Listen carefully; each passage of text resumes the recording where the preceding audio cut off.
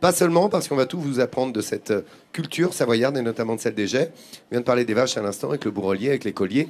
Pas seulement, toi, Hélène, tu t'intéresses aux chèvriers, c'est-à-dire aux biquettes. Oui, aux chèvres, il y en a beaucoup dans la région. Je me demandais ce que je pouvais faire avec ta cloche, Nat. Je pense que je vais la mettre autour de l'abdomen de ma chèvre. Elle devrait pouvoir passer. Oui, ça passe. Alors c'est vrai qu'ici, le climat, les pentes abruptes et puis l'altitude sont favorables à l'élevage de chèvres. Sachant qu'ici, tous les élevages sont en majorité équipés d'une race, la race alpine chamoisée avec sa robe à cajou. Eh bien, au Gers, il y a un chèvrier qui s'appelle Jean-Claude Bonhomme. Jean-Claude a un élevage d'une 60aine de têtes et il produit lui-même son fromage local, le chevrotin. Alors il aime ses bêtes, il aime son élevage et il transmet sa passion à ses filles. Reportage. 7h du matin. La station des Gets se réveille doucement. Comme chaque jour, Jean-Claude Bonhomme, lui, est déjà debout. Il est attendu pour la première traite de la journée. C'est pas trop compliqué, alors on peut rester encore à moitié endormi, quoi. En temps normal, la traite du lait se fait à la machine.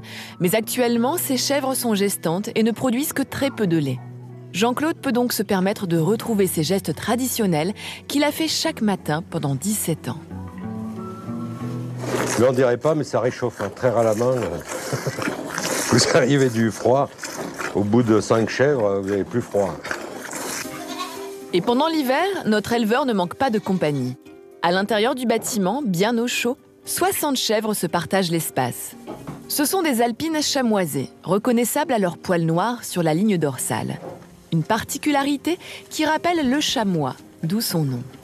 Mais la ressemblance s'arrête là, car contrairement aux chamois qui se promènent seuls dans la neige, les chèvres de Jean-Claude, elles, demandent plus d'attention.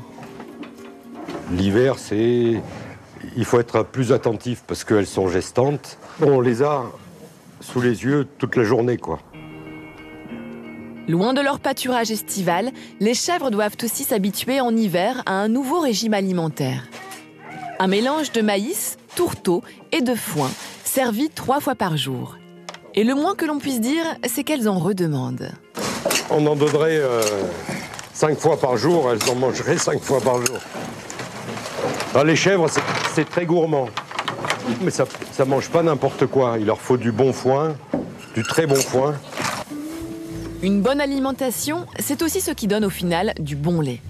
En cette période, notre éleveur n'en récolte qu'une 20aine de litres par jour, destinés à la production du fromage de chèvre, mais pas seulement.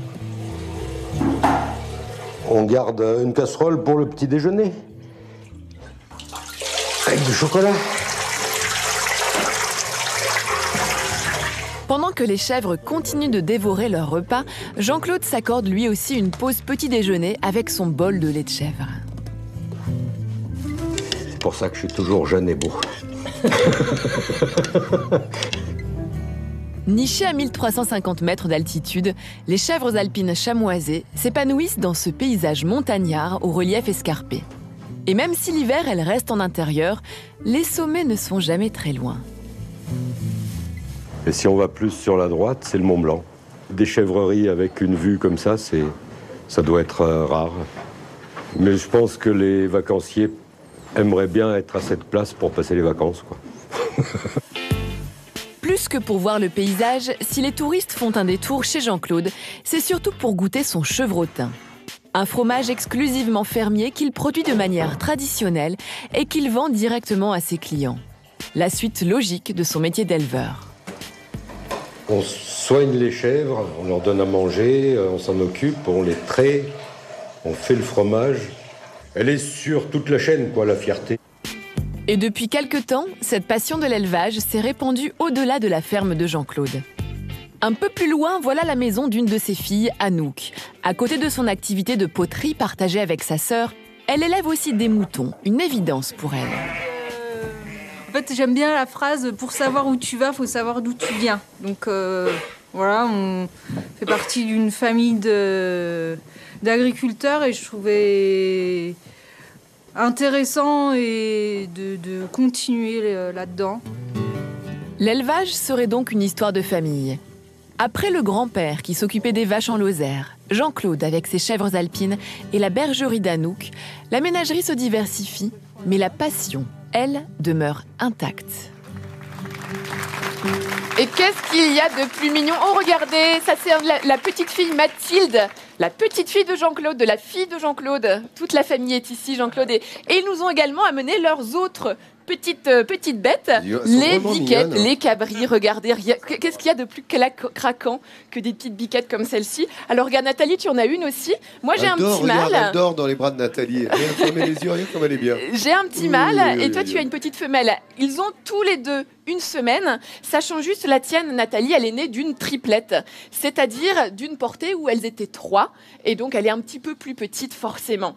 Savez-vous d'ailleurs, mes amis, combien produit de litres de lait une chèvre par jour, à peu près? Moi, je dirais 2 litres et demi, à peu près. Oh bah pas mal. 3 litres 2 litres et demi, 3 litres, effectivement, ce qui fait 800 litres par an. C'est quand même une belle production, hein. Au pif, oui, où il a lu mes fiches tout à l'heure. Je pense qu'il a lu les fiches il a lu mes répète. fiches tout à l'heure. Il a écouté les répètes. Et en revanche, c'est un animal qui boit énormément. Une chèvre, ça boit à peu près 8 litres d'eau par jour. Donc il lui faut toujours beaucoup d'eau à disposition. Ça peut même boire jusqu'à 20 litres l'été quand il fait très chaud. Et ça mange 3 kilos de foie ou 15 kilos d'herbe. C'est énorme quand même tout ce qu'elles ingurgitent. C'est tellement... Bon là, elles sont toutes petites. Hein. Elles ont une semaine, ces petites chèvres. Et alors Vincent, regarde, je t'ai mis devant toi, regarde, une jolie poterie, justement des filles de Jean-Claude. Tu peux ouvrir cette poterie. J'ai le droit de soulever la Tu cloche? peux soulever et regarde ce que tu vas trouver. Tadam le fameux chevrotin, ce fameux Vincent, fromage de le chèvre Nirvana. local. Absolument. C'est vraiment un fromage régional, parce qu'ici on est entre le massif du Chablais puis les Aravis. C'est vraiment le pays du reblochon, et le chevrotin, c'est le reblochon de chèvre. La méthode de fabrication est très comparable. La croûte va être lavée. Et puis alors, ce qui fait une différence énorme, c'est la taille. Vous voyez que c'est un petit reblochon en taille. Et ce chevrotin, il a une chair qui est vraiment très blanche. Comparé au... Attends, je vais le tourner par là, voilà. On a une chair qui est beaucoup plus blanche, parce que le lait de vache va donner un lait ivoire, jaune, alors que le lait de chèvre est moins gras et va donner cette pâte blanche magnifique, et ça, une fine odeur caprine. Et très ce fromage, agréable. le chevrotin, eh bien, il est différent en fonction de chaque ferme. Dans chaque ferme, chaque chèvre va manger un certain pâturage, et donc tous les chèvres ont des goûts différents en fonction des fermes que vous allez visiter. Et vous pouvez bien évidemment vous renseigner auprès de Jean-Claude. Je vous mets toutes les coordonnées de sa ferme et des fermes de sa fille sur notre site Facebook officiel et sur Midi en France, rubrique France 3. Enfin, France 3, rubrique Midi en France. France3.fr. Cela dit, ça me permet de saluer Dana et Nadine ce matin. Merci pour les petits mots sur le Facebook officiel de Midi en France.